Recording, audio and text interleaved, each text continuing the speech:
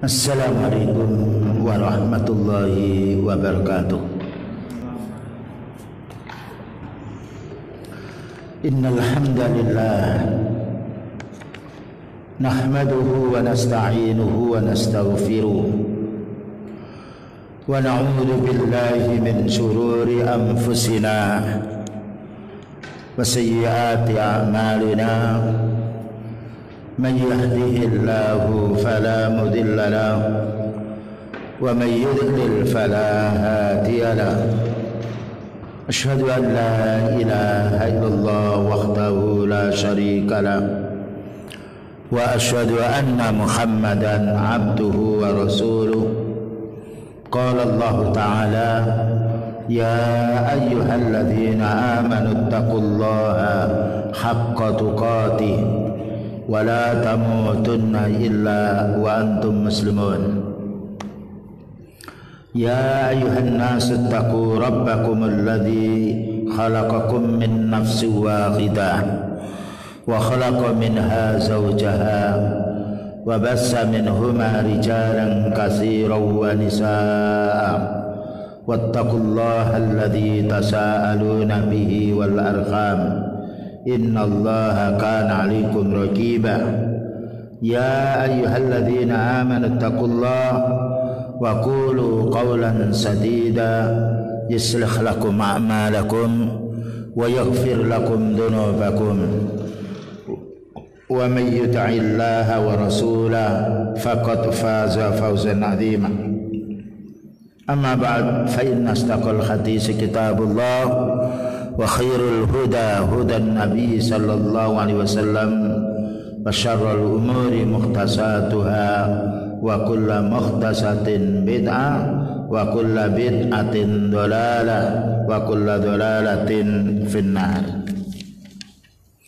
Ma'asyiral ikhwah, a'azani wa a'azakumullah.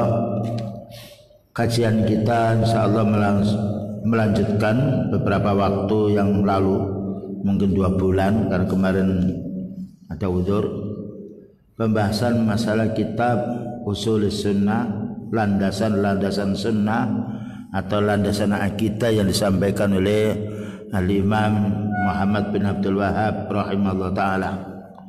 Kelanjutan yang akan kita sampaikan insyaallah masih membahas masalah iman kita kepada hari akhir, yang beberapa waktu yang lalu telah kita bahas bahwasanya kita wajib mengimani timbangan, wajib mengimani hisab, wajib pula mengimani bahwa Allah Ta'ala besok pada hari kiamat akan bicara kepada hamba yang beriman.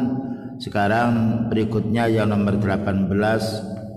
Qala al-Imam Ahmad rahimahullah ta'ala wal imanu bil khawdi. Kita ahli sunnah wal jamaah wajib mengimani adanya telaga, dan ini maksudkan khawd ini telaga pada hari kiamat. Yang nanti ada lagi yaitu Al-Kautsar di hari akhir nanti. Dan ini telaga ini dibutuhkan karena hari kiamat ini dahsyat sekali, yaitu bencana-bencana yang manusia, matahari itu dari kepala kita sekitar hanya 1 mil, dan ini sangat panas sekali. Tidak ada yang bisa meredakan kepanasan seorang kecuali dengan air. Maka Allah Ta'ala memberi khaud kepada Rasulullah Sallallahu Alaihi Wasallam untuk hari kiamat nanti di alam mahsyar, hamba-hamba yaitu umat-umatnya yang beriman. Dan juga beliau mengatakan anna lirrasuli sallallahu alaihi wasallam khaudan yaumal qiyamah. Sesungguhnya untuk Rasulullah sallallahu alaihi wasallam ada telaga atau memiliki telaga yang Allah berikan kepadanya besok pada hari kiamat. Nah, ini yang harus kita imani. Maka orang yang ingin mendapatkan minumnya air telaga yang sekali minum tidak akan haus selamanya. Ini yang tidak pernah kita jumpai di dunia. Sekali minum hilang hausnya. Dan ini untuk umat-umatnya yang mengikuti sunnahnya. Taridu alaiha ummatuhu, maka umatnya akan datang mengerumuni telaga ini. Arduhu yang mana luasnya mislu tulihi masiratu syahrin, maka luasnya seperti perjalanan 1 bulan. Perjalanan 1 bulan itu tentu sangat luas sekali, dan itu persegi antara panjangnya lebarnya sama. Dan untuk menunjukkan kabar gembira menunjukkan orang beriman mesti akan minum dari air telaga ini.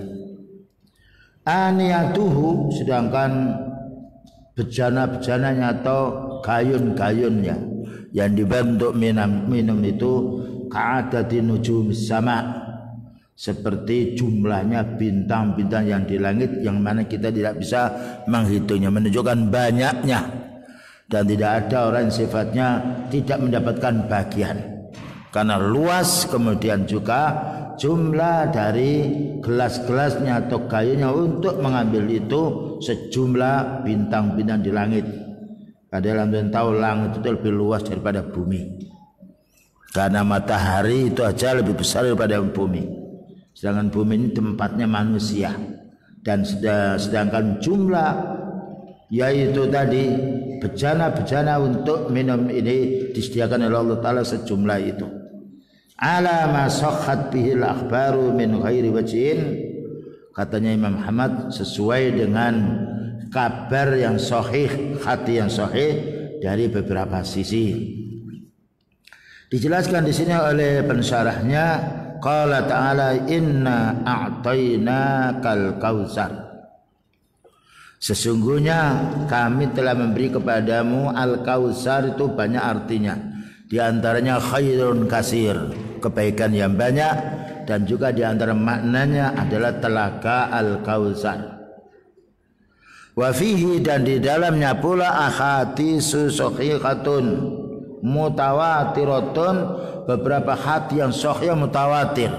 Mutawatir jumlah setiap rawi yang menyampaikan itu minimalnya 9, dari mulai awalnya sampai akhir. Masing-masing punya pemberian, tabiin 9 jumlahnya, sahabat 9 jumlahnya, itu paling sedikitnya. Dan menunjukkan berita ini bukan berita seperti hadis ahad yang perlu dikontrol dulu tentang kesahihannya. Sedangkan hadis mutawatir yufidu ilman daruri, memberi faedah ilmu yang pasti yakinnya. Kemudian juga dijelaskan di sini, minha, di antaranya qauluhu alaihi salatu wassalam, sabdanya beliau sallallahu alaihi wasallam, keterangan di bawah itu tadi, haudhi masiratu syahrin, telagaku ini luasnya sekitar yaitu perjalanan selama 1 bulan. Entah berjalan dengan apa, yang jelas perjalanan 1 bulan, minimalnya berjalan kaki. Wa zawayahu sawa, zawa itu maknanya sudut-sudutnya itu luasnya semisal yaitu tadi perjalanan 1 bulan. Wa ma'uhu abyadu minal laban, dan air itu lebih yaitu putih daripada susu, jernih. Ini menyejukkan pandangan. Warihuhu, harumnya, aromanya, nah itu atyabu minal miski, lebih harum daripada minyak kasturi. Jadi menarik pandangannya, ya, jadi membuat selera untuk orang yang melihatnya, dan juga menarik pula dari sisi baunya. Wa kizanuhu kanujumis samai, dan kayun-kayunnya yaitu tadi gemerlapan, kayunnya tidak seperti kita, yaitu kizanuh, yaitu kayun yang sifatnya mempunyai keindahan tertentu, itu kanujumis sama, seperti cerahnya, indahnya. Nah, seperti cerahnya, indahnya langit, bahkan juga jumlahnya seperti bintang-bintang yang ada di langit. Langit itu indah kalau ada bintang, zinatan fis sama. Nah, sebagaimana Allah Ta'ala menjelaskan bahwasanya bintang itu perhiasan untuk langit. Lalu dijelaskan di sini, man syariba minhu, barang siapa yang sekali minum, fala yadma'u abadan, maka tidak akan yaitu haus selamanya. Nah, dan ini kenikmatan yang tidak kita jumpai di dunia, tapi kita jumpainya nanti di alam mahsyar ketika orang itu mengamalkan sunnahnya Rasulullah sallallahu alaihi wasallam. Karena ada hadis ketika berduyun-duyun umatnya datang, maka beliau mengatakan, "Hadhi ummati." Itu umatku, kenapa tidak mau hadir? Kalau ada suara kila innaka la tadri ma ahdasu ba'daka. Sesungguhnya engkau wahai Nabi tidak tahu amalan-amalan bid'ah yang mereka lakukan setelah kamu meninggal dunia. Ini menunjukkan orang yang ingin mendapatkan minuman dari telaga yang sangat menyegarkan ini, maka hendaknya kita menjadi orang yang ikhlas beribadah kepada Allah Ta'ala dan beribadah sesuai yang dicontohkan oleh Rasulullah Sallallahu Alaihi Wasallam. Bahkan ibadah ini bukannya ibadah makna seperti sholat, semua perintahnya beliau dalam urusan dunia atau muamalah, jika kita laksanakannya insya Allah pada hari yauma la yanfa'u malun wala banun illa man atallaha biqalbin salim, akan mendapatkan kenikmatan telaga ini. Selanjutnya pula keterangan yang lain. Wa fi hadis Abi Dzarrin marfu'an, bersumber dari hadis Abu Dzar yang itu marfu' itu hadis yang dinisbahkan kepada beliau, ma'udhifan ila Nabi sallallahu alaihi wasallam, yang disandarkan kepada beliau, bisa jadi itu ucapannya, bisa jadi itu fi'liyanya. Maka berkata, di sini dijelaskan pula, walladzi nafsi biyadihi, bersumber dari Abu Dzar, walladzi nafsi biyadihi, demi zat yang diriku ini ada di tangan Allah, la aniyatuhu ay al-khawdi, sesungguhnya bejana-bejana atau gelas-gelasnya, aksaru min adadi nujumis sama, lebih banyak daripada jumlah banyaknya bintang-bintang di langit. Wa kawakibuhu, demikian juga kawakib jumlah kub, kaukabin turin, yaitu tempatan bejana yang bergemerlapan, yang warnanya itu menarik sekali. Ala yani fil lailil mudlimati al muskhiyati, ingatlah itu pada waktu malam yang sedang gelap, yang mana yaitu yang tidak hujan, ya, muskhiyah. Maka seperti itu keindahan-keindahannya. Aniyatuhu, demikian juga bejana-bejana atau gelasnya al jannah, yang diambil dari surga, bukan yaitu produksi dari manusia yang di dunia.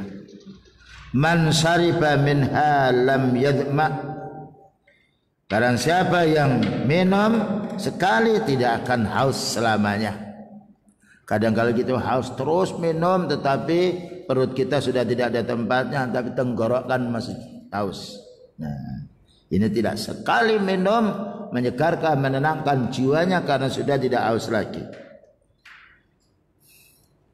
Akhiru ma alaihi, akhir apa yang ada padanya, yaskhabu fihi mizabani, yang mana di situ sumbernya yaitu dari dua saluran-saluran, ya, mizab itu bisa juga keran-kerannya, saluran-salurannya, minal jannati, dari surga, ya, jadi sumber itu diambil dari surga. Ini sebenarnya kita imani seperti ini karena hadisnya sahih. Cuma bagaimananya kita tidak tahu, karena urusan gaib itu kita hanya mendapatkan berita dengan ayat Al-Quran maupun hadis. Man syariba minhu lam yadma, maka barang siapa yang minum sekali tidak akan haus, arduhu mislu tulihi, maka luasnya seperti, yaitu panjangnya tadi sekitar perjalanan selama 1 bulan. Ma baina Amman ila Ailah, kalau diukur jarak antara Amman sampai Ailah, ini ada di daerah yaitu Yaman. Ma'uhu asyaddu bayadun minal labani, airnya lebih yaitu jernih, ya, daripada susu, wa akhla minal asl, dan lebih manis daripada madu. Pokoknya rasanya menarik, harumnya menarik, rupanya juga menarik. Ini semuanya diriwayatkan Imam Muslim dan kita hendaknya yaitu meyakini dalam hal ini. Adapun faedahnya bagaimana kita bisa beramal soleh sehingga kita bisa mendapatkan telakanya. Selanjutnya kita tinggalkan tentang masalah yaitu mengimani telaka, kemudian wal imanu bi adzabil qabri. Ya, nomor 19. Dan kita wajib mengimani azab kubur. Kenapa tidak disebut mengimani nikmat kubur? Karena tidak ada perselisihan dari orang tentang nikmatnya kubur. Karena orang senang dengan nikmat. Ketika disebut azab, mereka cari-cari. Mana mungkin orang mati mendapatkan azab? Nah, mereka umpamakan di alam kubur itu seperti alam dunia. Tidak bisa. Kita hidup di alam rahim ibu. Tidak sama hidupnya ketika kita sudah keluar dari alam rahim ibu.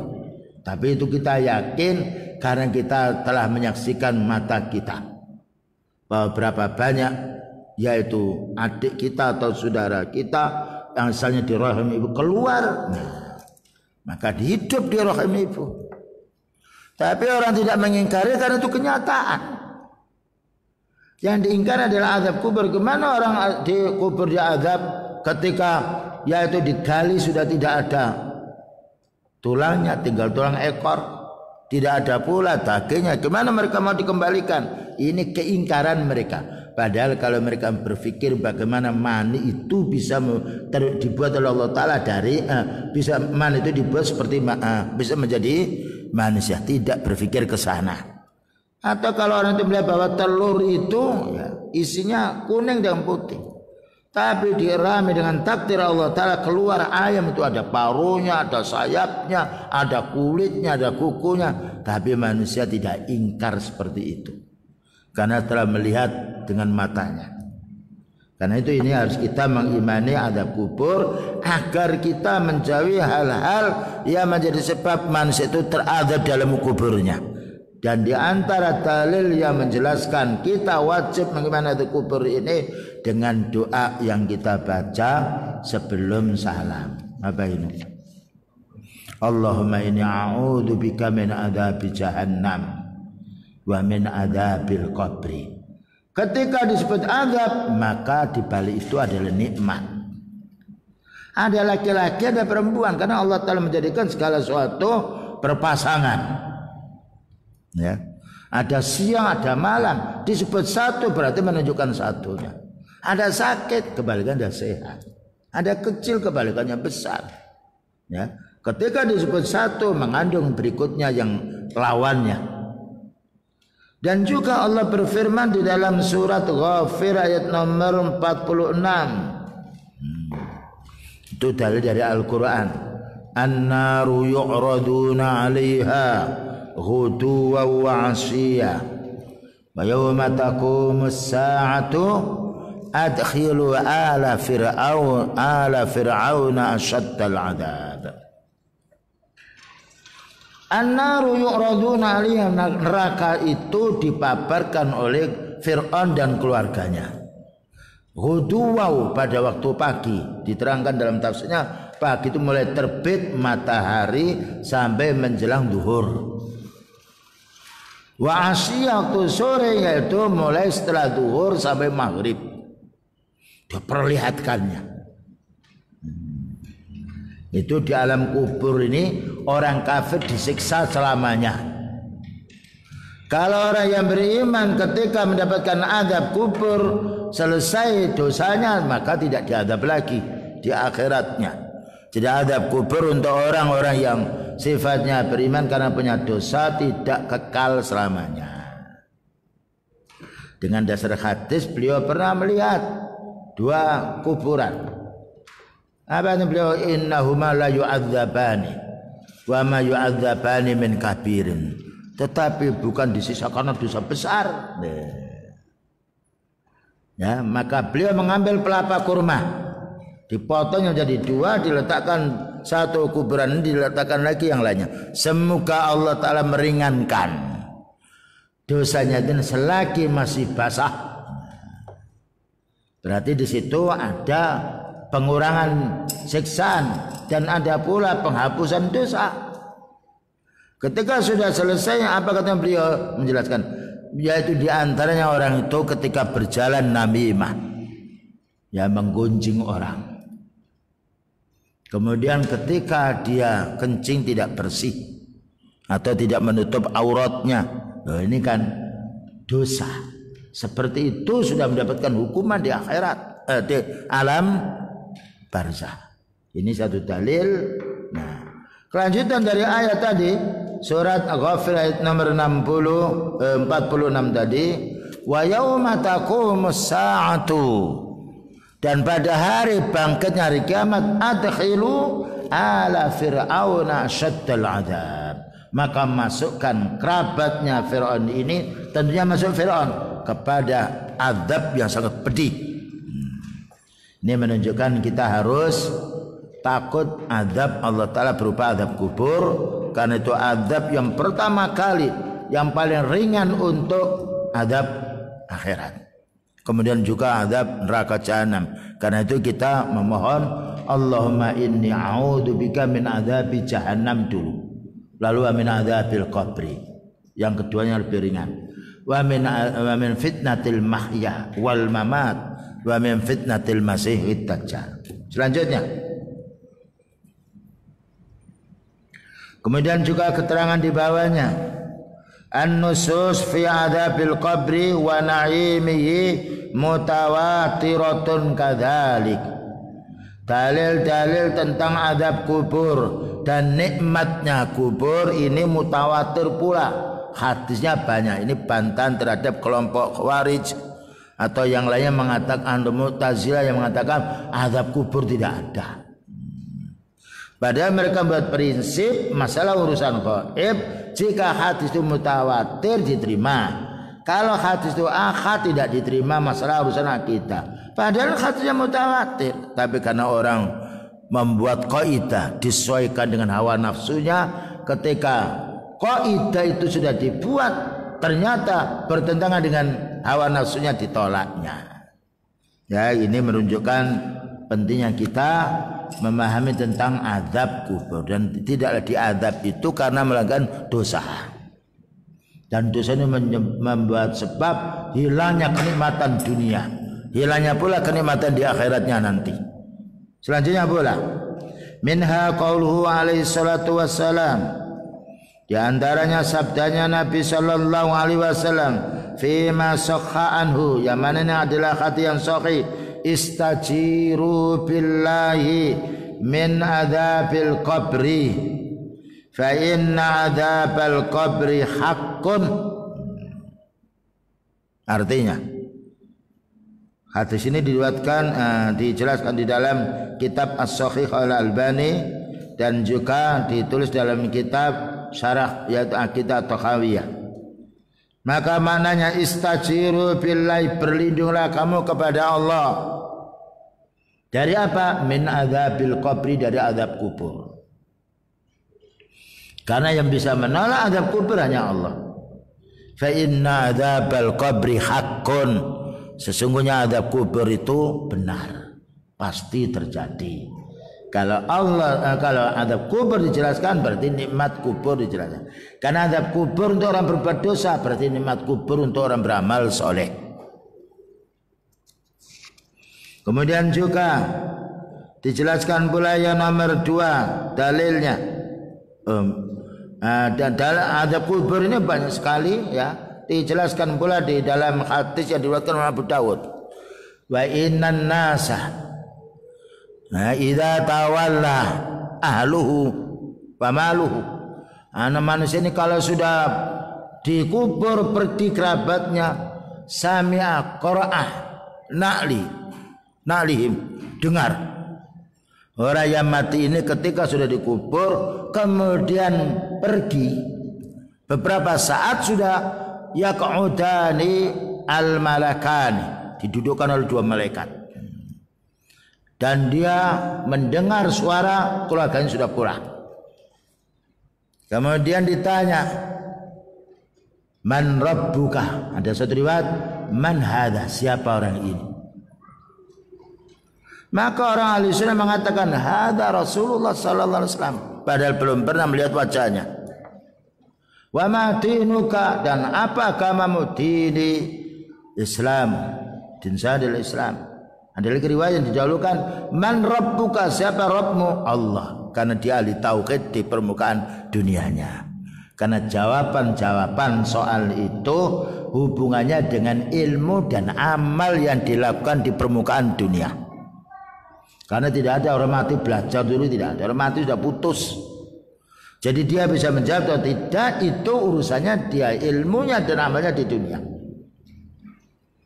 Maka ketika bisa menjawab, futihat abwabul jannah, maka dibukakan pintu surga, kemudian didatangkan maq'atuhu minal jannah, didatangkan tempat tinggalnya dari surga. Nah, kemudian diperlihatkan, ini loh tempatmu, ini loh surga yang akan kamu tempati. Diperlihatkan pagi dan diperlihatkan sore. Ini bagi orang yang bisa menjawab fitnah kubur. Nah, ya nanti akan dibahas. Ada pun orang tidak bisa menjawab, mana ada hahala adri, dikepuknya oleh malaikat menjerit. Siapa yang tidak tahu hahala adri, dipukulnya. Kemudian setelah itu diperlihatkan, ini tempatmu di neraka. Kemudian diambilkan dipan dari api neraka. Kemudian mereka dimasukkan dalam kubur ini bertumpang tindih, yaitu tulang-tulangnya, karena dibuat oleh Allah Ta'ala sempit, sedangkan orang mukmin kuburan diperluas sejauh dengan pandangan matanya. Ini wajib kita imani. Silakan baca dalam, yaitu riwayat Imam Abu Dawud, lebih luas penjelasannya. Baik, kita lanjutkan. Nomor 20, wa anna hadhil ummah. Nah, sesungguhnya umat ini tuftanu, akan diuji. Di mana? Fi kuburiha, diuji di alam kuburnya. Jadi setelah tadi dikubur. Wa tus'alu 'anil iman, dan ditanya tentang masalah iman. Wal islami, dan ditanya masalah Islam. Wa man rabbuhu, dan ditanya pula siapa Rabbnya. Pertanyaannya hanya 3. Lulus berarti kenikmatan untuk berikutnya, tidak lulus berarti siksa untuk selamanya. Wa man nabiyuhu, dan siapa nabinya. Wa ya'ti munkarun wa nakirun, maka datanglah malaikat mungkar dan nakir. Yang ini yang mendudukkan fayak mudanihi, yang mendudukkannya malaikat mungkar nakir ini, orang mati itu didudukkan karena asalnya rebah dia, kaifa Allah, seperti apa yang Allah kehendaki. Maknanya Al-Imam Ahmad menjelaskan ini kehendak Allah, kita tidak bisa menanya bagaimana. Wa kaifa arada, dan menurut apa yang dikehendaki Allah Ta'ala. Wal imanu bihi wat tasdiqu bihi, dan kita wajib mengimani, wajib pula membenarkannya. Ya, ini semuanya mesti akan kita lalui, tidak bisa tidak. Dan tidak ada pertolongan, yaitu di alam kubur, kecuali orang-orang yang memiliki ilmu, memiliki amal soleh yang menolong dirinya. Karena itu dalam satu ayat, wa taqatta'at bihimul asbab, putus hubungan kerabat. Kalau di dunia kita masih bisa minta pertolongan kepada kerabat kita atau tetangga, kalau sudah di akhirat putus. Ya. Kemudian juga berikutnya ayat, yauma yafirul mar'u min akhi. Ingat hari kiamat yang mana manusia akan lari dari saudaranya. Wa ummihi wa abi, akan pisah dari bapak ibunya. Ya. Yauma yafirul mar'u min akhi wa ummi wa abi wa sahibati wa bani, akan pisah dari istrinya dan juga istri pisah dari anaknya masing-masing. Likulli imri'in minhum yauma idzin sya'nu yuhni, masing-masing berurusan sendiri-sendiri. Nah, yang bisa menyelamatkan kita amal soleh. Dengan amal soleh itu Allah menolongnya. Karena itu kita hendaknya memperbanyak amal soleh. Baik amal solehnya lisan kita, amal solehnya mata kita, amal solehnya telinga, amal solehnya pikiran kita, tangan kita. Bagaimana bisa beramal soleh sehingga kita mendapatkan nikmatnya. Karena Allah Ta'ala berfirman, wa tilkal jannatul lati uristumuha bima kuntum ta'malun. Surga yang sangat indah itu akan kamu warisi, di antaranya sebab kamu beramal. Kemudian juga berikutnya, wa dalil, sedangkan dalilnya min hadisil Bara' bin Azib radhiyallahu anhu wa huwa sahihun, dan hadis ini adalah sahih pula. Kemudian juga dalam keterangan yang lain, wa fil hadisil muttafaq alaih, dalam hadis yang disepakati kesahihannya oleh Bukhari dan Muslim, innahu uhiya ilayya, katanya beliau sallallahu alaihi wasallam, sesungguhnya diwahyukan kepadaku, annakum tuftanuna fil kuburi, bahwa kamu semuanya akan diuji di alam kubur. Sedangkan orang itu sudah mati, sudah putus amal. Jadi amal yang sebelum meninggal ini yang akan menentukan. Cuma amal orang soleh bukan amal soleh itu murni mendapatkan kenikmatan, tetapi karena rahmat Allah Ta'ala untuk orang yang beramal soleh. Kemudian juga fil hadis dijelaskan di dalam hadis, idza kubiral mayyitu, kalau sudah dikubur jenazah itu, atahu malakani aswadani azraqani. Jadi kalau sudah dikubur, kemudian ya sudah ditimbun tanah, datang dua malaikat. Taruh seandainya digali lagi, ya kita tidak tahu. Itu alam gaib. Ya, kita cuma, loh ternyata digali, mana malaikatnya? Malaikat itu tidak kelihatan. Bagaimana dengan orang yang mati pula, yaitu di laut tetap dikembalikan. Yang jatuh, yang terbakar, yang tertimbun, semuanya dikembalikan. Karena Allah Ta'ala mampu membuat langit, mampu yaitu membuat gunung, mampu menghancurkan gunung, apalagi manusia. Sebesar apa kita ini dibandingkan dengan gunung? Sebesar apa kita dibandingkan dengan langit, matahari dan bumi? Nah, ini yang harus kita pahami. Fayuqalu li ahadihima al-munkaru wal akharu an-nakir.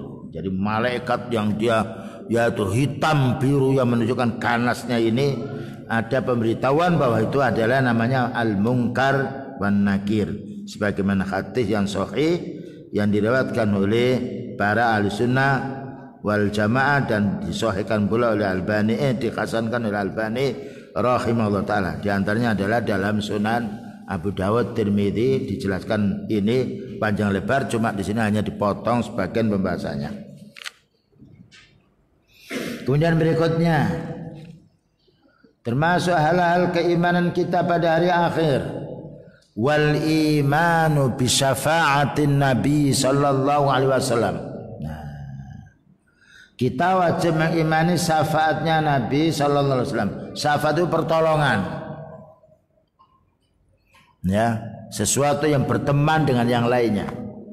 Kalau witir itu sendirian, asyaf'u wal witru, dan syafaat itu genap. Kemudian kalau witir itu ganjil. Yang dimasukkan di sini adalah pertolongan besok pada hari kiamat dan pertolongan pula nanti di hari akhir. Adapun pertolongan di hari kiamat maknanya yaitu segera diadili oleh Allah Ta'ala hamba yang beriman dan hamba yang kufur. Ini namanya as-syafa'atul uzma. Wal imanu, Al-Imam Ahmad mengatakan wal imanu, kita wajib mengimani bi syafa'atin Nabi sallallahu alaihi wasallam, syafaatnya Nabi sallallahu alaihi wasallam, wa bi qaumin, dan mengimani adanya kaum yakhrujuna minan nari, akan keluar dari api neraka. Karena apa? Karena banyak dosanya. Yang akan keluar ini orang bertauhid. Kalau orang musyrik tidak keluar dari neraka. Ya, wa yakhrujuna minan nari ba'da mahtaraku, akan keluar dari api neraka setelah mereka menjadi arang. Jadi kosong, ya, menjadi arang. Tetapi ba'da mahtaraku, ketika mereka terbakar. Wasaru faman, sehingga mereka menjadi arang. Nah, Tapi la yamutu fiha wa la yahya. Tidaklah mati orang itu sehingga hilang merasa sakitnya, dan tidak hidup yang merasakan nikmatnya. Ini azab yang tidak kita jumpa di dunia. Maka beliau mendapatkan keistimewaan dari Allah Ta'ala, yaitu bisa memintakan syafaat untuk umatnya yang ahli tauhid, dan untuk umatnya yang masuk neraka karena banyak dosanya. Sehingga ketika sudah begitu banyak dosanya, maka menjadi arang terbakar. Lalu Allah Ta'ala menyuruh untuk mengambilnya dari neraka, lalu dimasukkan Nahrul Hayat. Nahrul Hayat itu sungai untuk menghidupkan kulit-kulitnya, semua tubuhnya, dan cepat sekali. Dan itu ada di samping surga. Fayu'maru bihi, maka diperintahkan. Bihi maknanya orang-orang sudah masuk neraka dari kalangan kaum muslimin karena banyak dosanya. Ila nahrin, dia ke sungai ala babil jannah, di pintu surga, namanya Nahrul Hayat. Kama ja'al hadisu, kama ja'a fil asari, seperti yang disebutkan di dalam al-asar. Asar maknanya al-hadis, bisa juga berita kabarnya sahabat radhiyallahu anhum, bisa juga tabi'in. Tapi kalau hadis murni dari beliau.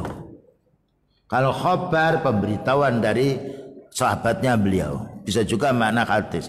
Kalau asar mempunyai makna hadis, mempunyai makna khabar, maknanya berita dari para sahabatnya, dan juga mempunyai makna keterangan dari kalangan para tabi'in yang siqah.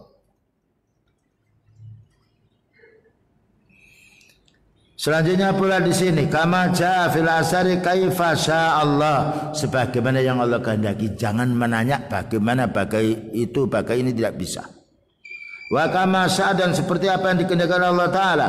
Innama huwa al-imanu bihi wat tasdiqu bihi. Sesungguhnya untuk kita wajib mengimani dan membenarkannya. Ya, ini syafaat, dan syafaat itu banyak sekali, di antaranya adalah syafaat khusus untuk beliau yang tidak ikut serta dengan para anbiya yang lainnya. Karena manusia ini kalau sudah dibangkitkan oleh Allah Ta'ala dari alam kubur, mereka di alam mahsyar mencari pertolongan. Datang, hadisnya panjang sekali, datang kepada Nabi Ibrahim alaihissalam, beritahu, wahai Nabi, engkau adalah ayah manusia ini. Engkau telah mengetahui apa yang terjadi pada umatmu ini, anak-anakmu. Mohonlah kamu pada Allah Ta'ala untuk kita diberi pertolongan. Maka udzur menyampaikannya, saya tidak bisa, saya malu mohon kepada Allah Ta'ala untuk memintakan syafaat karena saya berbuat dosa. Disuruhnya ke Nabi Nuh juga demikian. Nabi Nuh menyampaikan udzur, ya, karena ada suatu hal yang sangkut pautnya dirinya dengan Allah Ta'ala. Disuruhnya pergi Nabi Ibrahim demikian juga. Disuruhnya kepada Nabi Musa demikian juga menyampaikan udzur. Lalu diperintahkan Nabi Musa menuju ke Nabi Isa alaihissalam. Nabi Isa alaihissalam tidak menyampaikan udzur, tetapi disuruh kita ini nantinya semuanya mencari Nabi Muhammad sallallahu alaihi wasallam. Ketika mencari menjumpai, maka beliau yaitu rukuk, fa kharra sajidan, ambruk sujud, tidak bangun-bangun sampai Allah mengatakan irfa was'al tu'ta, bangun, angkat kepala, memohonlah kamu kepadaku, katanya Allah Ta'ala, kamu akan dikabulkan. Di antaranya permohonan beliau, ya Allah, faslul qada, maknanya hakimilah sekarang ini, bedakan atau sisihkan orang beriman dan juga orang yang kafir. Karena azab dunia itu merata. Jadi sekarang ada gempa, yang beriman dan tidak beriman kena semuanya.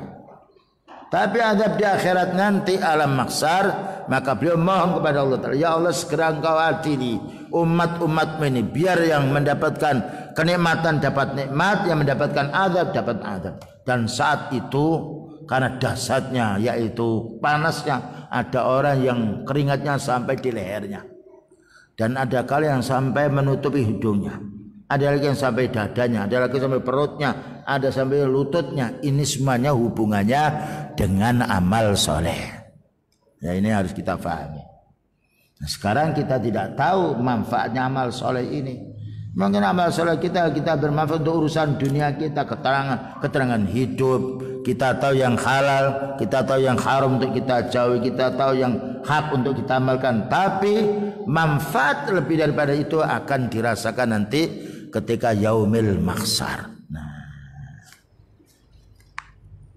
Kemudian juga ada syafaatnya beliau khusus untuk orang kafir, yaitu pamannya, namanya Abu Thalib, diringankan, tapi bukan keluar dari neraka. Ini harus kita imani. Kemudian juga syafaat beliau untuk orang-orang yang sudah masuk neraka dari umatnya, yang bertahun-tahun yang mempunyai iman hanya satu biji sawi, misqala dzarratin min iman. Itu yang akan dikeluarkannya, disuruh dikeluarkan lalu dimasukkan ke Nahrul Hayat, lalu masukkan ke dalam surga. Ada lagi syafaat yang secara umum bahwasanya orang yang mestinya dimasukkan neraka tapi mendapatkan syafaatnya para anbiya sehingga masuk surga, tidak lagi masuk neraka. Ada lagi orang yang sifatnya masuk surga tapi mendapatkan syafaat untuk dinaikkan derajatnya lebih tinggi. Dan masih banyak lagi tentang masalah syafaat ini. Jadi syafaat ini pertolongan Allah Ta'ala untuk hamba-hambanya yang yaitu ahli tauhid meninggal dunia yang punya dosa. Tapi untuk orang-orang kafir tidak ada syafaat. Makanya di sini dijelaskan di dalam surat Al-Anbiya, la yasfa'una illa liman irtadha. Al-Anbiya nomor 29. Tidak mungkin mereka itu akan bisa memintakan syafaat kecuali orang-orang diridhoi oleh Allah Ta'ala, dan Allah tidak ridha kecuali orang ahli tauhid. Makanya ketika beliau masih hidup memintakan syafaat kepada ibunya, wahai Allah, izinkan aku ini untuk mendoakan ibu saya. Tidak diizinkan. Yang diizinkan adalah untuk melihat kuburannya saja, menjenguk kuburannya, tapi tidak diizinkan untuk mendoakannya agar diampuni dosanya. Ini sudah ibunya sendiri, bagaimana dengan umatnya? Kemudian juga syaratnya orang yang memintakan syafaat, apabila kita ingin menjadi orang bisa mintakan syafaat untuk ibu kita, untuk anak kita, kerabat kita, saudara kita, kita wajib menjadi orang yang mukhlis, beribadah kepada Allah, dan wajib pula menjadi orang yang mengikuti sunnahnya. Karena ada satu ayat, man dalladzi yashfa'u 'indahu illa biidzni. Tidak ada manusia yang bisa memintakan syafaat kecuali orang yang diizini oleh Allah, yang diizini orang ahli tauhid. Antaranya beliau sallallahu alaihi wasallam, para anbiya, para sahabat, para tabi'in, para syuhada, wasadiqin, orang jujur. Nah, ya. Ini yang bisa memintakan syafaat. Harus adalah orang yang diridhoi, orang yang yaitu diizini oleh Allah memintakan syafaat. Dan Allah tidak mengizinkan orang untuk memintakan syafaat kecuali orang yang ahli tauhid. Demikian juga orang yang dimintakan syafaat. Kalau tadi surat Al-Anbiya nomor 29, orang yang dimintakan syafaatnya harus orang yang diridhoi oleh Allah. Nah, Allah tidak meridhai kecuali orang dimintakan syafaatnya ahli tauhid. Jadi syarat memintakan syafaat harus diizini oleh Allah Ta'ala. Syarat yang dimintakan syafaat harus orang yang diridhai oleh Allah Ta'ala dengan berdasarkan yaitu surat An-Najm ayat nomor 26. Lakam mim malakin fis samawati la tughni syafa'atuhum syai'an illa min ba'di ayyadhanallahu wa yarda. Berapa banyak yaitu malaikat yang ada di langit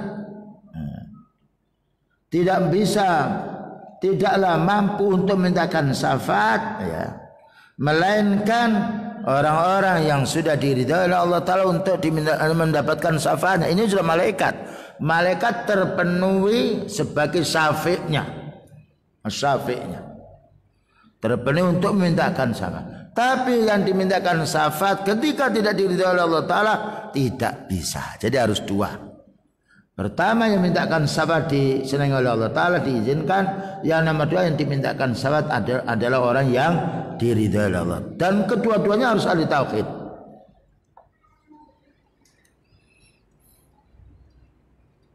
Dan juga disebutkan di dalam surat yang lain, ya, itu diantara persyaratan untuk memintakan syafaat. Berikutnya pula kita lanjutkan, wal imanu, dan kita wajib mengimani annal masih ad-dajjal, sesungguhnya al-masih ad-dajjal kharijun, pasti akan keluar, maktubun, yaitu tertulis baina ainaihi, di antara dua matanya ini, kafirun kafara. Nah, dan ini adalah fitnah yang besar. Tidak ada fitnah dunia yang paling besar melainkan fitnah ad-dajjal. Dan semua para anbiya menasihati, memberi peringatan pada umatnya akan bahaya ad-dajjal ini. Wal ahaditsul lati ja'at bihi, hadis-hadis yang menjelaskan tentang akan hadirnya dajjal katsirah, mutawatir juga. Wal imanu bi anna dzalika kainun, kita wajib mengiman bahwa semuanya itu pasti terjadi. Lah dajjal ini adalah manusia pembohong, ya, nanti akan keluar selama 40 hari sebagaimana dijelaskan dalam hadis. Satu hari lamanya seperti 1 tahun, satu hari lamanya seperti 360 hari. Berikutnya 1 hari lagi lamanya 1 bulan. Berikutnya 1 hari lagi lamanya 1 pekan. Kemudian untuk yaitu 37 harinya seperti hari-hari biasa. Semua dunia ini, bumi ini dilalui kecuali 2 yang tidak bisa dilalui, yaitu Mekah dan Madinah, karena itu dijaga oleh malaikat. Jadi selama 40 hari ini mengelana dajjal itu seluruh dunia. Dan dia ini punya 2 lembah, ya, lembah yang berupa api, lembah yang berupa air. Tapi orang melihat api itu hakikatnya air, melihat air itu hakikatnya api. Cuma itu semuanya hanya orang beriman yang nantinya akan tahu. Dan keanehannya dia seperti para anbiya mempunyai keanehan, tapi bukan nabi dia. Dajjal. Dia mengaku anallah, saya Allah. Kalau ada orang yang dia mengaku bahwa iya kamu adalah Allah, langsung hujan turun. Siapa tidak heran? Kemudian tumbuh-tumbuhannya segera tumbuh subur.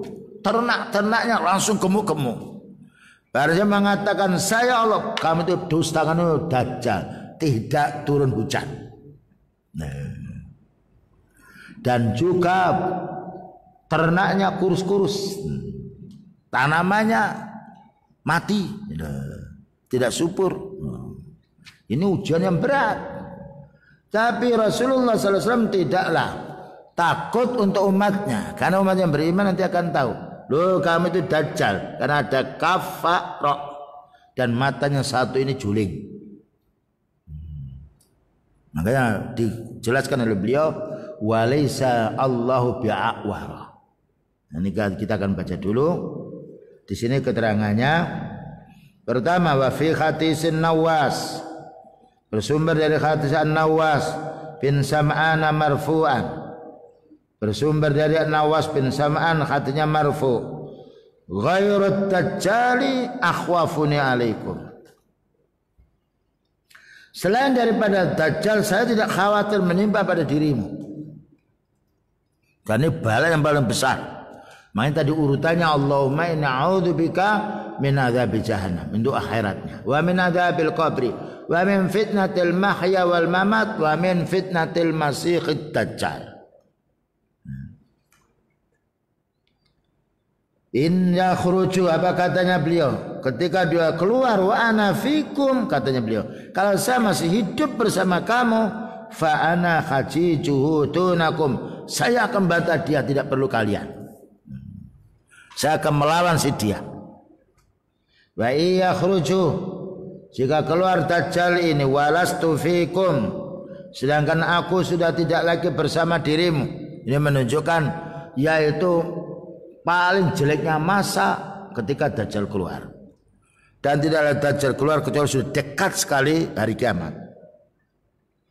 Wa in yakhruju, ketika Dajjal keluar, walastu fikum, maka aku tidak ada bersama kamu, famru'un khajijun nafsihi, maka masing-masing orang itu yaitu menjadi hujjah untuk dirinya sendiri. Kalau dia beriman tahu, kalau dia tidak beriman ya tidak tahu.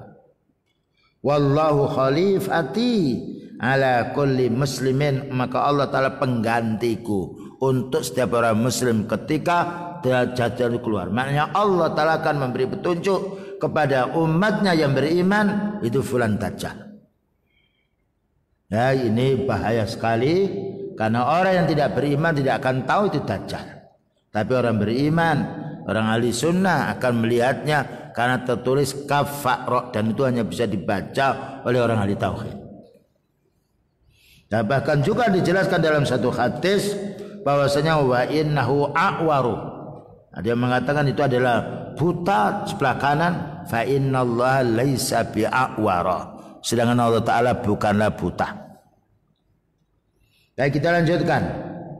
Wa anna Isa ibn Maryam alaihissalam, sesungguhnya Isa ibn Maryam alaihissalam yanzilu, akan turun, tapi turun setelah Dajjal ini mengelana 40 hari.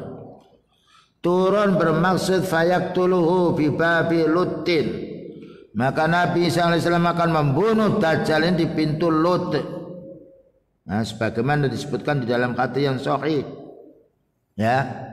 Dan ketika turun, maka yaitu Nabi Isa memecahi salib-salib, memecahi yaitu patung-patung dan membunuh Dajjal ini. Nah, setelah itu turunlah yaitu Al-Mahdi Al-Muntadhar dari kalangan umat Islam Ahli Sunnah wal Jamaah, keturunan dari sahabat Hasan. Ya, kalau Al-Mahdinya orang Yahudi Dajjal. Nah, Mahdinya orang Syiah siapa? Keturunan dari Husain. Al-Mahdinya Ahlussunnah keturunan dari sahabat Hasan radhiyallahu anhu. Dan saat itu, nah, maka Nabi Isa alaihissalam bermakmum, ya, yang diimami oleh Imam Mahdi, dan menunjukkan Nabi Isa alaihissalam bersyariat dengan syariatnya Nabi Muhammad sallallahu alaihi wasallam. Ini harus kita pahami. Ini secara ringkasnya demikian. Berikutnya pula, sekarang membahas masalah iman.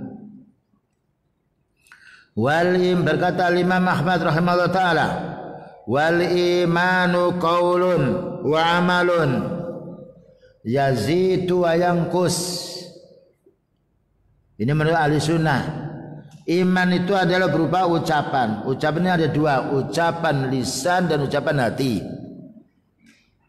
Nah, ucapannya hati niat, ucapannya lisan ya kita ikrarkan.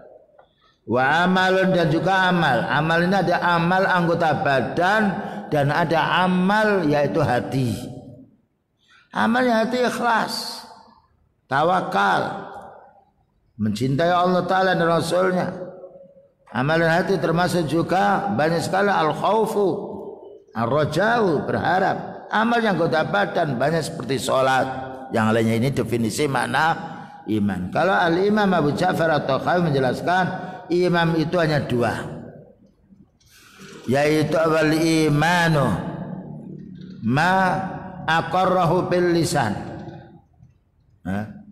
yang ditetapkan, yang diikrarkan oleh lisannya, kemudian juga wa'tiqadun bil janan, dan diyakini oleh hati, tapi tidak ada amal masuk. Cuma amal ini di luar daripada iman. Makanya para ulama sudah mengatakan ini murji fuqaha. Murji'ahnya kelompok fuqaha. Namun semua ahli sunnah pada zaman sekarang tidak mengatakan Imam Abu Ja'far at-Tahawi yaitu murji'ah secara keseluruhan. Cuma ini keliru. Yang betul iman itu adalah iqrarun bil lisan, ditetapkan oleh lisan, wa'tiqadun bil janan, diyakini oleh hati, wa amalun bil arkan, dan diamalkan oleh anggota badannya. Dengan dasar hadis, Nah, dasar hadis. Dia menjelaskan al-imanu antu'mina billah, kemudian wa antuqimus shalah, wa tu'tiyaz zakat. Bahwa iman itu adalah kamu beriman pada Allah Ta'ala, kemudian kamu mengerjakan sholat dan juga menunaikan zakat, dan juga dijelaskan bahwa iman itu engkau berikan kepada beliau khumusahu minal ghanaim, memberikan 1/5 dari rampasan perang. Itu hadis diriwayatkan oleh Al-Imam Muslim. Silakan bab masalah iman. Ternyata iman menunjukkan adalah amal zahir. Nah, lihat kalau kita baca Syu'abul Iman, ada berapa cabang iman itu? 73 lebih atau 63 lebih. Di antara iman yang harus diucapkan, a'laha syahadatu an la ilaha illallah. Puncaknya iman adalah la ilaha illallah. Ada lagi iman secara lisan, man kana yu'minu billahi wal yawmil akhir falyakul khairan aw liyasmut. Bicara yang baik atau diam, ya. Dan juga ada iman yang berupa perbuatan, man kana yu'minu billahi wal yawmil akhir falyukrim jarah, muliakan tetangganya. Man kana yu'minu billahi wal yawmil akhir falyukrim dhaifahu, muliakan siapa yang beriman pada Allah Ta'ala dan hari akhir, muliakan tamunya. Man kana yu'minu billahi wal yawmil akhir fala yu'dhi jarah, siapa yang beriman kepada Allah dan hari akhir, itu kan iman, jangan mengganggu tetangganya. Ini menunjukkan iman itu yang betul adalah ikrar lisan dan juga diyakini oleh hati dan juga diamalkan oleh anggota badan. Dan itulah tiga ini juga ada dalam Syu'abul Iman. Pertama, a'laha la ilaha illallah, itu adalah imannya lisan. Wa adnaha, paling rendahnya imatatul adha 'anit thariq, menyingkirkan gangguan di jalan, itu adalah amal. Wal haya'u minal iman, malu itu bagian daripada iman. Ini menunjukkan iman terdiri dari 3. Rukunnya 6, cabangnya 73 lebih. Maka orang mengatakan iman hanya pengetahuan saja seperti Murji'ah, berarti iblis, berarti Fir'aun iman, nah, berarti Abu Talib iman, mengetahui. Abu Talib mengetahui ketika Rasulullah SAW mengatakan, ya ammi qul la ilaha illallah kalimatan uhajju laka indallah, wahai pamanku, bacalah la ilaha illallah. Padahal sudah faham. Jadi Abu Talib mengerti bahwasanya beliau itu utusan Allah. Yang benar adalah agama yang dibawa oleh beliau itu. Meyakini pula adanya Allah. Cuma tidak cukup seperti itu. Beliau memberitahu, hei pamanku, bacalah la ilaha illallah. Maka ketika dua kelompok yang mengatakan atarghabu an millati Abdul Muthalib, ya Abu Talib, apakah kamu benci Tuhannya Abdul Muthalib? Diam. Beliau mengatakan lagi, ya ammi qul la ilaha illallah. Ya. Dan apa katanya Abu Talib? Seandainya saya ini tidak malu dengan dua kawan ini, aku akan mengatakan la ilaha illallah. Meninggal dunia dalam keadaan agamanya dua orang yang tersesat ini. Makanya kita harus hati-hati berteman, ya.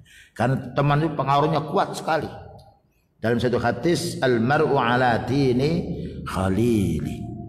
Kalau kita mau melihat orang itu, tanya kawannya, jangan tanya si dia. Tanya kawan, di mana dia? Dan kita tanya kawan-kawan yang lain. Kan dengan kawan itu nggak bisa dia menyimpan, dia bebas.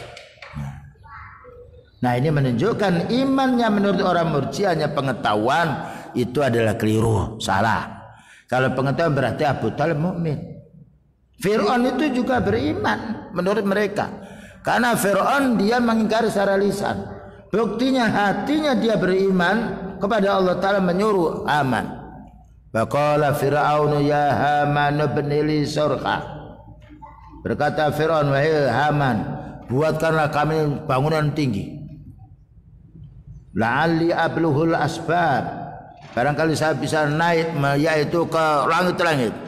Asbab as-samawati, yaitu tangga-tangga langit.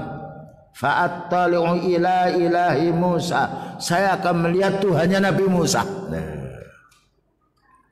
Jadi dia tidak mengakui adanya Allah, tapi reaksinya mengetahui adanya Allah. Karena apa? Haman tidak disuruh oleh Firaun untuk menggali tanah, saya ingin melihat Allah Ta'ala di bawah, dan Tuhannya Nabi Musa tidak, tapi disuruh buat piramid, bangunan tinggi. Saya akan melihat Allah, melihat Tuhannya Nabi Musa. Dan saya yakin Musa itu, duga Musa itu bohong. Tapi bisa diketahui dengan disuruh membuat bangun di atas, menunjukkan fitrahnya manusia mengetahui Allah Ta'ala di atas. Jadi iman yang hanya pengakuan tidak benar. Ada lagi iman hanya lisan, mengetahui kebesaran kekuasaan Allah. Dan juga mengetahui sifat-sifatnya Allah. Tauhid rububiyah sudah, tauhid asma wa sifat juga diimani. Tapi dia adalah kafir. Siapa itu? Iblis. Iblis beriman adanya Allah. Makanya ketika Allah Ta'ala menanya, ma mana'aka antas juta lima khalaqtu biyadayya, kenapa kamu tidak mau sujud makhluk yang aku ciptakan dengan tanganku? Jadi mengetahui bahwa iblis yakin bahwasanya Nabi Adam itu diciptakan oleh Allah Ta'ala dari tanah. Jawabnya, ana khairum minhu, saya ini lebih baik daripada Adam. Khalaqtani min narin wa khalaqtahu min tin. Karena engkau ya Allah menciptakan saya dari api, berarti ini kan tauhid rububiyah. Dan engkau ya Allah menciptakan yaitu Nabi Adam dari tanah, berarti meyakini adanya Allah Ta'ala, meyakini Allah Ta'ala pencipta. Bahkan juga bersumpah dalam surat Shad, fa bi'izzatika la ughwiyannahum ajmain illa ibadaka minhumul mukhlasin. Demi keagunganmu ya Allah, bersumpah atas nama Allah, sungguh aku akan goda semua hambamu kecuali hambamu yang bertauhid, yang ikhlas mengikuti sunnah, saya tidak bisa menggodanya. Tapi walaupun demikian Allah mengatakan aba wastakbara wa kana minal kafirin, maka enggan disuruh sujud. Sujud ini, perintah sujud kan tauhid uluhiyah, dan menolaknya takabur wa kana minal kafirin, maka Allah Ta'ala mengatakan ini orang kafir. Jadi iblis itu kafir bukan karena tidak yakin adanya Allah, yakin adanya Allah Ta'ala, bahkan bersumpah dengan nama dan sifatnya, tetapi dikatakan kafir bukan beriman karena tauhid satunya uluhiyah tidak ada. Ada lagi orang sudah bersyahadat, sudah beramal soleh, tapi kafir karena hatinya tidak beriman. Siapa itu? Munafik. Munafik itu sholat. Wa idza qamu ila sholati qamu kusala.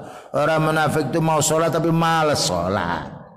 Sholat jamaah yang paling malas untuk orang munafik apa? Subuh dan isya. Yura'unan nas, segala amalnya itu ingin dilihat oleh orang, pamer. Wala yadhkurunallaha illa qalila, tidak berzikir kepada Allah kecuali sedikit. Tetapi Allah mengatakan innal munafikina fit darkil asfali minan nar. Sesungguhnya orang munafik itu di neraka yang paling bawah, padahal sholat juga zikir, ya. Demikian juga yaitu juga beramal, juga perang. Pada waktu Rasulullah SAW perang Tabuk diikuti oleh orang munafik. Tapi orang munafik itu di neraka dia karena apa? Dia mengolok-olok beliau. Nah, adapun dalil bahwa orang munafik itu dia berbicara, bersyahadat la ilaha illallah wa anna Muhammad Rasulullah, itu bohong. Itu surat Munafikun. Jadi menunjukkan hati ini ada ketergantungan dengan amar dhair. Kalau orang berinfak tapi hatinya tidak berinfak, ya kafir. Salat hatinya tidak salat, siam hatinya tidak siam. Maka Allah berfirman, idza ja'akal munafiquna qalu nashhadu innaka la rasulullah. Jika datang orang munafik, mereka mengatakan kami bersaksi engkau adalah utusan Allah. Nah, ini kan bersaksi. Nashhadu innaka la rasulullah. wa asyhadu anna Muhammadan abduhu wa rasuluh. Nah, wallahu yashhadu innaka la rasul. Allah menyaksikan bahwa engkau itu utusan Allah Ta'ala. Wallahu ya'lamu innaka la rasul. Allah mengetahui bahwa kamu itu utusan Allah Ta'ala. Wallahu yashhadu innal munafiqina lakadzibun. Tapi Allah Ta'ala bersaksi orang munafik itu dusta. Jadi orang munafik itu sudah ikrar, sudah sholat, jadi ikrar lisan sudah, amal sudah, yang disayangkan satu hatinya. Namanya munafik i'tiqadi, menampakkan idharul Islam ma'ibtanil kufri, dan ini paling banyak jumlahnya di permukaan dunia. Dan itu kita bisa menandai sifat-sifatnya, selalu merusak din. Sebagaimana Abdullah bin Sabah laknatullah alaihi yang buat fitnah terjadinya para sahabat bentrok satu sama lainnya. Nah, ya. Jadi iman ini harus ada tiga, harus kita ucapkan dan dengan hati yang yakin. Kalau diucapkan terpaksa ada orang assalamualaikum padahal musuhnya kaum muslimin. Kenapa? Supaya orang tertipu. Kalau Allah Ta'ala dengan ditekan ya baca, tapi dia kufur, maka munafik dia. Itu lebih bahaya daripada orang kafir. Karena orang kafir itu idharul kufri, menampakkan kekufuran. Jadi tidak ada simpan, jadi lahir batinnya kufur, sehingga orang awam tahu. Tapi kalau orang munafik silau orang, dia bicara kalau Allah Ta'ala kalau Nabi, tapi hatinya mengkufur. Ini namanya munafik i'tiqad. Ada munafik amal, ketika dia bicara berdusta, ini namanya amali. Yang itu apabila orang memiliki sifat ini, maka hendaknya dia membersihkannya. Selanjutnya pula yazidu wa yanqusu. Nah, jadi iman itu bisa bertambah, bisa kurang. Bertambah dengan baca Al-Quran, bertambah dengan menuntut ilmu, bertambah dengan amal soleh, bertambah dengan doa, bertambah dengan zikir, bertambah pula dengan menjauhi kemaksiatan. Karena orang itu punya hawa nafsu, dengan kemaksiatan itu senang. Tapi ketika dilawan kemaksiatan itu dengan imannya, berarti dia telah beramal dengan hatinya. Nah, maka ini bertambah. Dan berkurang iman itu dengan maksiat. Ya, berkurang iman itu dengan meninggalkan yang sunnah. Sebab kalau mengamalkan sunnah bertambah, ketika ditinggalkan ya kurang. Apalagi meninggalkan yang wajib, bisa juga keluar dari Islam. Ada meninggalkan wajib dengan sengaja keluar dari Islam, meninggalkan sholat dengan sengaja. Ada meninggalkan yang wajib tidak keluar dari Islam tapi kurang, seperti tidak menafkahi istri, ya, tidak membayar gaji kepada pegawainya. Itu meninggalkan yang wajib, tapi belum jatuh sampai kufur, sekalipun ada hukuman. Ini harus kita paham. Ada pun dalil bahwasanya iman ini bertambah dan kurang banyak sekali ayatnya. Di antaranya surat Al-Fatah ayat nomor yaitu 4. Di sini dijelaskan liyazdadu imanam ma'a imanihim, supaya mereka itu bertambah imannya dengan iman yang ada. Kita masuk masjid 1 jam lebih, 1 jam tambah. Baca Al-Quran berarti tambah, berzikir tambah, beramal soleh tambah. Tapi ketika kita di luar belum tentu tambah. Ketika kita bicara benar tambah, ketika dusta kurang. Nah, jadi timbangan kita goyang terus. Dan juga Allah Ta'ala berfirman dalam surat Al-Ahzab ayat nomor 22, fama zadahum illa imanan wa taslima. Tidaklah bertambah kepada mereka melainkan bertambah iman dan tambah penyerahan diri kepada Allah. Ada satu ayat, innan nasa qad jama'u lakum fakhshawhum, maka mereka berkata, wahai Nabi, orang-orang ini, orang kafir Quraisy ini telah berkumpul ya untuk menyerang Nabi dan menyerang para sahabat.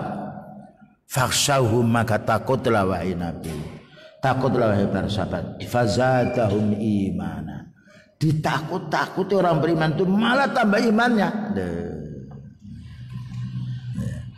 Dinasihati tambah imannya. Wa idza tuliyat alaihim ayatuhu zadatuhum iman. Surat apa itu? Al-Anfal ayat nomor 2. Ketika dibacakan ayat-ayat Allah Ta'ala bertambah imannya. Bertambah imannya dengan meyakininya, bertambah imannya dengan diamalkannya, bertambah imannya ketika didakwakan pula. Nah, sebetulnya untuk menambah iman itu tidak sulit. Orang miskin bisa, orang sakit bisa. Tapi kalau nambah kekayaan susah. Belum tentu punya modal lalu untung. Iya. Belum tentu punya pabrik lalu laku. Berapa banyak pabrik gulung tikar. Tidak ada orang beramal gulung tikar. Karena amal itu orang beramal 1 pahalanya 10 sampai 700. Dan orang beramal itu untuk dirinya sendiri. Man amila shalihan fali nafsi. Orang beramal saleh untuk dirinya. Wa man asaa fa 'alaiha. Maka orang berbuat jahat dia kembali pada dirinya. Kita rugi tidak beramal. Gimana? Seperti orang makan yang kenyang ya makan. Orang minum yang segar dia. Maka dihidangkan makan, kalau tidak makan dia yang lapar. Nah, beramal demikian juga. Lain kita pulang dapat duit, istri minta, anak minta, orang tua minta, tetangga pinjam, belum tentu kembali. Tapi amal tidak ada orang pinjam amal.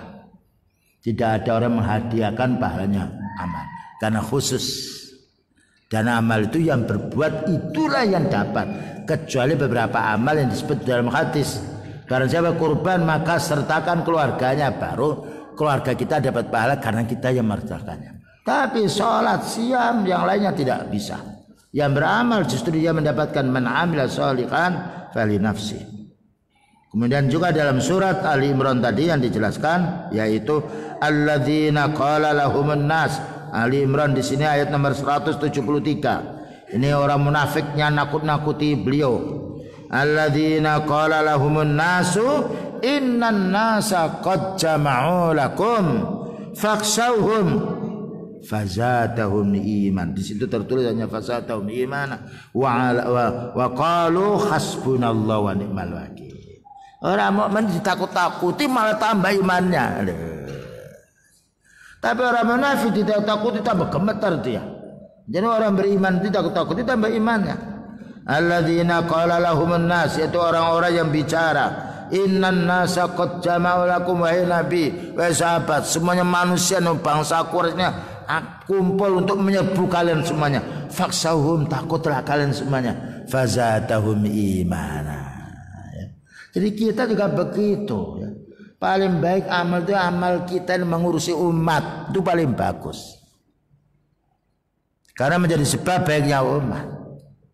Ya, kita mengajar anak menjadi sebab baiknya anak. Bayangkan mengajar 1, dia mengamalkan 1, kita dapat 10. Tanpa dikurang amalnya itu.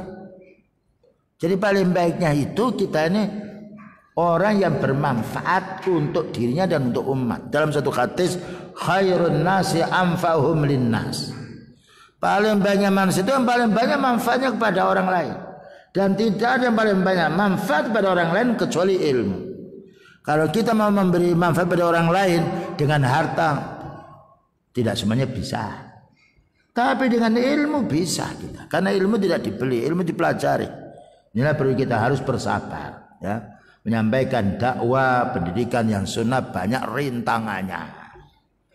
Dan juga banyak cobaannya. Perlu adanya kesungguhan dan juga perlu adanya kesabaran. Kita ini bersungguh-sungguh sabarannya 60 tahun 70 tahun. Lain dengan umatnya Nabi Nuh alaihissalam. Itu 950 tahun itu dakwanya. Kita peredaran matahari cepat sekali. Tidak beramal kita rugi. Jadi upayakan. Nah, untuk semangat kita ini beramal, perhatikan tentang pahala. Ya. Jangan semuanya kita perhatikan dengan capeknya. Orang bekerja, kenapa dia semangat? Walaupun berkeringat, walaupun pernah rugi, karena dia ingin kalau ini laku gajinya apa itu rabanya sekian, dihitung dulu. Belum laku itu sudah dihitung dia. Ini kalau laku badannya sekian, badannya sekian. Itu yang membuat dia jarang tidur. Padahal belum dapat. Wah ini kalau ini jual sekian ya. Tapi sudah senang padahal belum datang. Nah orang beramal soleh ya labanya tidak seperti dunia. Ya. Tidak ada orang beramal soleh rugi. Makanya Allah Ta'ala menjelaskan, ya ayyuhalladzina amanu hal adullukum ala tijaratin tunjikum min adzabin alim tu'minuna billah. Maukah aku tunjukkan kamu perdagangan yang mesti beruntung, tidak akan rugi, orang beriman pada Allah, dan juga seterusnya. Kemudian juga dalam hadis yang menunjukkan iman itu bisa juga bertambah. Akmalul mu'minina imanan aksanuhum khuluqa. Paling sempurnanya iman seseorang adalah paling baiknya akhlaknya. Akmalul mu'min menunjukkan iman itu suatu saat sempurna. Paling sempurna orang mukmin, paling baiknya akhlaknya. Jadi akhlak bagian daripada iman. Akhlak kita kepada Allah, beribadah kepadanya. Akhlak kita kepada beliau, mengikuti sunnahnya. Akhlak kita kepada orang tua, berbuat baik kepadanya. Akhlak kita kepada anak, mendidiknya. Akhlak kita kepada istri, menafkahi, mendidik, bersabar atas kedolimannya. Akhlaknya seorang istri pada suaminya, mentaati ketika memerintahkan yang baik. Dan masih banyak sekali. Ya, jadi akhlak adalah bagian daripada sempurna iman. Akmalul mu'minina imanan aksanum khuluqa. Bahkan juga Allah berfirman, wa innaka la'ala khuluqin adzim. Sesungguhnya engkau wahai Nabi memiliki akhlak yang sangat mulia.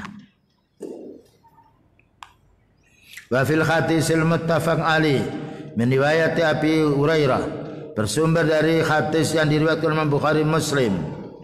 Al-imanu bid'un wa sittuna syu'bah. Iman itu adalah 73 lebih cabangnya. Bid'un itu 3 sampai 10 atau sampai 9. Wa sittuna yaitu 63 lebih. Wal haya'u syu'batun minal iman. Malu, nah, bagian daripada iman. Malu yang secara syar'i. Ya, jadi malu kalau kita tidak sholat berjamaah. Malu kalau kita punya kekuatan tidak bisa membantu orang yang kita butuhkan. Malu kita punya pernafasan yang sehat, punya mata yang sehat tidak membaca Al-Quran. Ini namanya malu yang mulia. Sekarang tidak, malu orang itu beramal soleh. Dan ini malu yang tercela. Wa dzakarul hafidz nam. Wa qad bawwaba al-Imam Bukhari babu ziyadatil iman wa nuqsanihi. Babu ziyadatil iman wa nuqsanihi. Bab tambahnya iman dan berkurangnya iman. Ini menunjukkan iman itu bisa bertambah, bisa berkurang. Dan juga wa qala dzakarul hafidz fil fathi, maknanya fil fathil bari, asar Ibnu Mas'ud, yaitu perkataan Ibnu Mas'ud, Allahumma zidna imana wa yaqina wa fiqha. Allahumma zidna imana wa yaqina wa fiqha. Ya Allah, tambahi iman saya ini. Berdoa tapi itu lisannya, hatinya memohon, hatinya betul-betul yakin, anggota badannya beramal. Wa yaqinan, ya Allah tambah aku ini keyakinan. Nah, yakin itu perlu ditambah supaya kuat. Wa fiqhan, ya Allah tambah aku ini pemahaman. Jadi Ibnu Mas'ud mohon kepada Allah Ta'ala untuk tambahan iman. Qila li Ibnu Uyainah, dikatakan kepada Ibnu Uyainah, al-imanu yazidu wa yanqus. Iman itu bisa bertambah dan berkurang. Qala alaysa taqra'una al-Qur'an? Ketika ditanya Ibnu Uyainah, apakah iman itu bisa bertambah dan berkurang? Qala alaysa taqra'una al-Qur'an fazatahum imana. Maka Allah akan menambah mereka imannya. Fi ghairi maudhi'in qila yanqusu. Lah mana dalilnya yang berkurang? Qala, jawabnya Ibnu Uyainah, alaysa syai'un yazidu wa illa wa huwa yanqusu. Segala sesuatu yang bisa ditambah berarti bisa dikurangi. Karena ayatnya kan zata iman mana yang kusnya. Padahal dalam hadis ada. Dalam hadis menjelaskan iman yang lemah itu ada, yang berkurang ada. Wa man lam yastati fa biqalbi. Siapa yang tidak mampu membendung kemungkaran dengan yaitu lisannya, maka dengan hatinya. Wadzalika adzaful iman. Itu iman yang lemah. Bukan orangnya yang lemah, imannya ketika dia mengingkari dengan hati, itu iman yang lemah.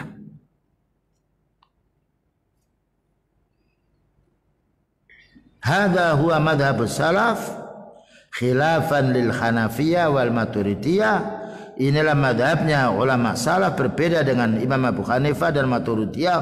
Wa huwa adharu ma ukhidha ala sahibit Tahawi, dan itu nampak sekali kalau kita baca dalam syarahnya, dalam kitabnya kita Imam Abu Ja'far At-Tahawi, maka beliau menganggap bahwa iman itu asalnya satu sama salah. Iman itu walaupun awalnya tidak sama, imannya beliau asalnya tidak sama dengan imannya kita. Ya. Jadi asalnya iman itu beda, asalnya iman para sahabat, asalnya iman para anbiya tidak sama dengan asalnya iman generasi sesudahnya. Makanya Allah Ta'ala berfirman, la yastawi man anfaqa min qablil fathi wa qatala. Tidak sama orang berinfak sebelum pembukaan kota Mekah dan berperang sebelum pembukaan kota Mekah. Wa a'dhamu darajatan minal ladzina anfaqu min ba'du wa qatalu. Itu lebih tinggi derajatnya, lebih tinggi yaitu pahalanya daripada orang berinfak setelah pembukaan kota Mekah karena sudah kaya, dan daripada perang setelah pembukaan kota Mekah karena jumlahnya kaum muslimin sudah banyak. Wa kullan wa'adallahul husna. Namun masing-masing mendapatkan jaminan surga, cuma tidak sama tingkatannya. Ini menunjukkan bahwa iman itu satu sama lain tidak sama. Yang jelas iman yang sempurna, iman yang mutlak, imanul mutlak adalah imannya para anbiya, kemudian para sahabat, kemudian juga generasi sesudahnya. Baik, itu yang disampaikan ya. Barangkali ada satu soal, boleh silakan.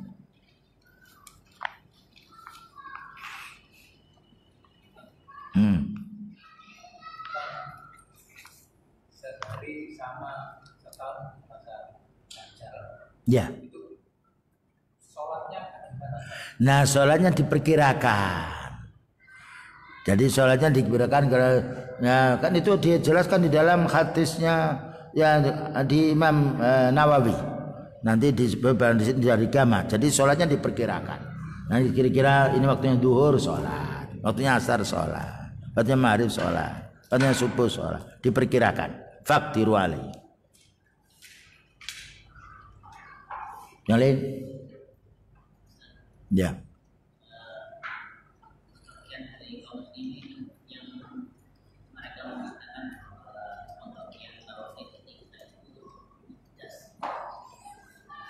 Nah, apa dia tidak baca Fatihah? Alhamdulillah Rabbil Alamin tauhid rububiyah. Rabbil Alamin rububiyah. Ar-Rahmanir Rahim tauhid apa itu? Asma wa sifat. Maliki yaumiddin asma wa sifat. Iyyaka na'budu wa iyyaka nasta'in tauhid ibadah. Itu pembuka surat, penutup surat apa?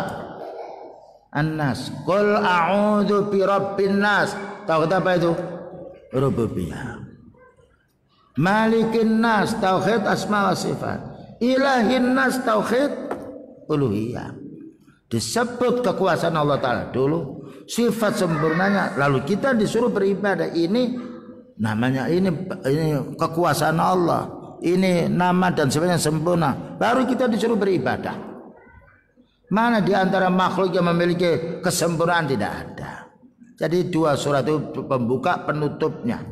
Nah, itu mereka mengatakan demikian karena mereka tidak punya ilmu atau memang mengingkari ilmu. Tidak ada khilaf dari kalangan para ulama. Cuma tiga ini diringkas pula oleh Ibnu Taimiyah, tauhidul ma'rifah wal isbat. Itu namanya tauhid asma wa sifat, tauhid rububiyah. Tauhidul amri wat tolab, tauhid yang mana di situ perintah dan juga keharusan, itu tauhid uluhiyah. Wallahu a'lam.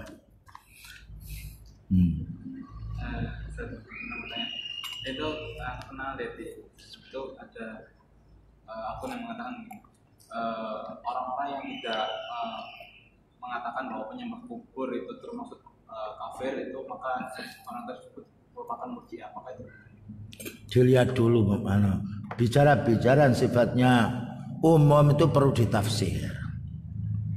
Apa maksudnya mereka dulu? Tanya dulu. Seperti bahwasanya Allah Ta'ala itu tidak berjihad, tidak membutuhkan, tidak punya arah. Jadi kalimat seperti itu perlu ditanya, apa maksud kalian?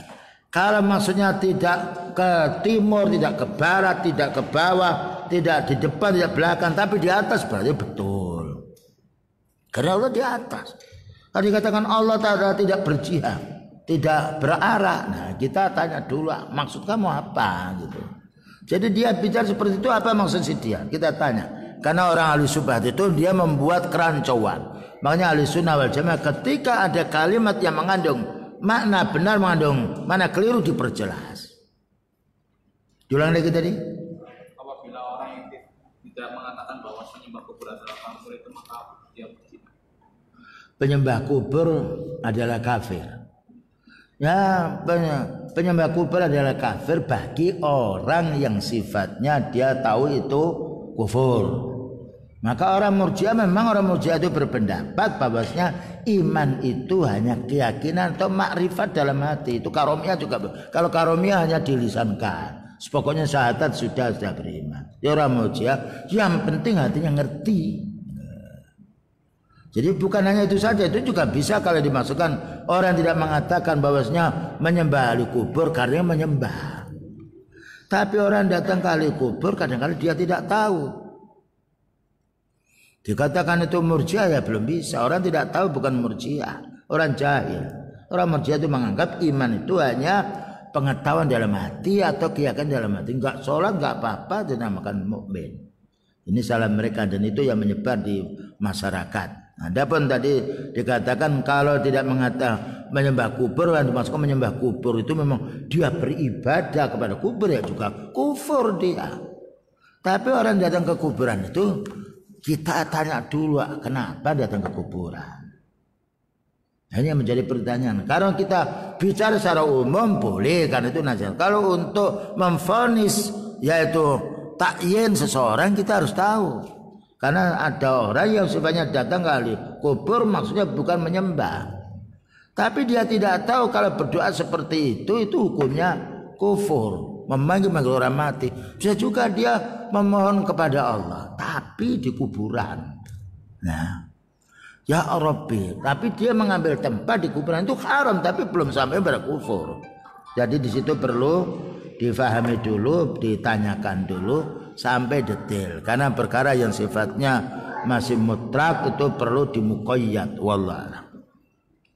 Sallallahu alaihi Muhammadin wa ala alihi wasallam. Subhanakallahumma bihamdika asyhadu an la ilaha illa anta astaghfiruka wa atubu ilaik. Walhamdulillahil alamin. Wassalamualaikum warahmatullahi wabarakatuh.